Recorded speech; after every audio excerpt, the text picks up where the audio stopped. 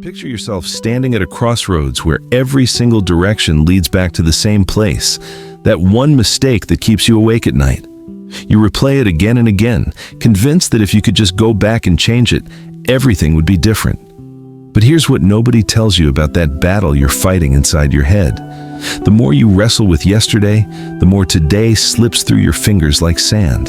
This isn't just another story about forgiveness or moving on. This is about understanding why the weight of what we've done wrong can become heavier than the mistake itself, and what happens when we finally set that burden down. Sarah was 28 when she made a decision that would haunt her for years. She turned down a job opportunity in another city because her relationship felt more important at the time. 6 months later, that relationship ended, and the position she declined had been filled by someone who went on to achieve everything she'd dreamed of. For 3 years, Sarah carried that choice like a stone in her pocket. Every morning when she woke up, every night before she fell asleep, she replayed that conversation with the hiring manager. She imagined different words, different choices, a different version of herself who was brave enough to choose her future over her fear. Her friends would tell her to move on, but how do you move on from something that cost you everything you wanted? The truth is, Sarah wasn't just holding on to a mistake. She was holding on to the person she thought she should have been. When Sarah looked in the mirror, she didn't see a woman who made a choice based on love. She saw someone who was weak, someone who lacked vision, someone who would always choose the comfortable path over the courageous one. That narrative became her identity. And identities are the hardest things to change because they feel like truth. Sarah's prison had invisible bars, but they were strong nonetheless. She stopped applying for challenging positions because she convinced herself she'd already proven she couldn't make good career decisions. She dated casually, but never let anyone get too close because she'd learned that caring too much leads to bad choices. She smiled at parties and laughed at the right moments, but inside she felt hollow, like she was watching her own life from behind glass. Her sister noticed first. Over coffee one morning, she looked at Sarah and said something that cracked the foundation of that prison. "You talk about that job decision like it was the worst thing you ever did, but you know what I think was worse? Watching you stop trying, watching you shrink. The Sarah I knew would have been devastated for a month and then gotten back up." Where did she go? It's about our family. Sarah didn't have an answer that day, but the question planted a seed. Sarah started small. She began noticing the voice in her head, the one that narrated her life with constant criticism. "Of course you're stuck in traffic. You always make the wrong choices. Why would they promote you? You can't even trust yourself with big decisions." She started writing these thoughts down, and when she saw them on paper, something shifted. She realized she'd been talking to herself in a way she'd never talked to anyone she cared about. So she made a decision. Every time she caught that harsh voice, she'd pause and ask, "Would I say this to my best friend?" If the answer was no, she'd consciously choose different words. You're stuck in traffic, and that's frustrating, but it says nothing about your worth or your decision-making ability.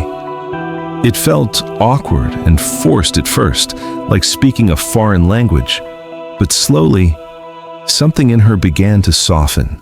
The moment she stopped fighting her past is when everything began to change, not because the past disappeared, but because her relationship with it transformed. She eventually realized that her decision to stay in that relationship taught her something invaluable about her values, about what matters to her, about the kind of person she wants to be. The job she turned down wasn't the only opportunity that would ever exist.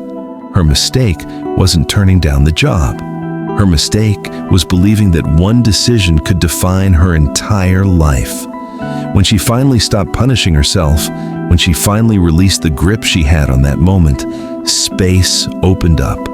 Space for new opportunities, new relationships, new versions of herself that weren't chained to who she used to be. One of the most powerful things Sarah did in her healing journey was write a letter to her younger self. Not a harsh letter about all the ways she messed up, but a compassionate letter acknowledging the fear and confusion that led to that decision.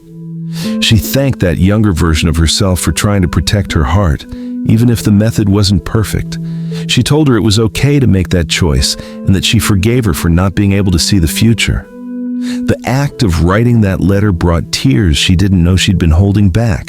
For 3 years, she'd been so angry at who she was, so disappointed, so convinced that version of herself deserved nothing but contempt. But as she wrote, she remembered what it felt like to be that person, scared of losing love, hoping that choosing her partner would strengthen their bond, believing that career opportunities would always come around, but true connection was rare. She wasn't stupid or weak. She was trying to honor what felt most important at the time. After writing that letter, Sarah started applying for positions again, not from a place of desperation or proof, but from a place of clarity about what she actually wanted. She wasn't trying to recreate that opportunity she'd lost. She was trying to create something new, something that fit who she was now, rather than who she'd been 3 years ago. The interesting thing was, she'd grown during those 3 years despite the pain. She'd developed deeper emotional intelligence. She'd learned how to honor her own needs alongside others. She'd become someone who could hold complexity, who understood that most decisions aren't between good and bad, but between different goods. These weren't skills she would have developed if everything had gone according to plan. Her mistake had taught her things success never could. 2 years after she made peace with her past, Sarah landed a role that was even better suited to her skills and interests. But more importantly, she landed it as someone who knew how to make hard choices and live with their consequences. During the final interview, they asked her about a time she'd made a difficult decision. She told them about turning down that job, about the relationship that ended, about the 3 years she spent learning to forgive herself. She didn't dress it up or pretend it was all fine. She was honest about the pain and the growth that came from it. Later, the hiring manager told her that her answer was what set her apart. They weren't looking for someone who'd never made mistakes. They were looking for someone who'd learned how to navigate them. Sarah got the job, but the real victory was that she walked in as her full self, mistakes and all, no longer trying to hide the parts of her story that felt shameful. The transformation Sarah experienced wasn't dramatic or sudden. It was more like ice melting, so gradual you barely notice until suddenly water is flowing where there used to be only frozen stillness. She started laughing more easily. She started taking small risks, trying new restaurants, signing up for classes, saying yes to invitations she would have declined before. She entered a new relationship, and this time, when she felt the familiar pull to shrink herself to keep the peace, she recognized it and made different choices. She learned to voice her needs, to honor her ambitions, to understand that real love doesn't require her to betray herself. The relationship didn't work out in the end, but this time, when it ended, she didn't spiral into self-blame. She felt sad. She grieved what might have been, and then she moved forward because she finally understood that one ended relationship or one declined job or one imperfect decision wasn't a referendum on her worth or her future. It was just one moment in a long and complex story that was still being written. Sarah's journey revealed something crucial about the nature of mistakes and identity. For years, she believed that her decision defined who she was at her core, someone who would always choose wrong when it mattered most. But as she worked through her pain, she discovered that the decision revealed her values at that time, not some fixed essence of her character. She valued connection and loyalty and didn't want to hurt someone she loved. Those aren't character flaws. The problem wasn't her values. The problem was that she hadn't yet learned how to honor multiple values at once, how to choose herself without abandoning others. That's a skill that comes with time and experience, not something anyone is born knowing. Looking back, she could see a clear line of growth.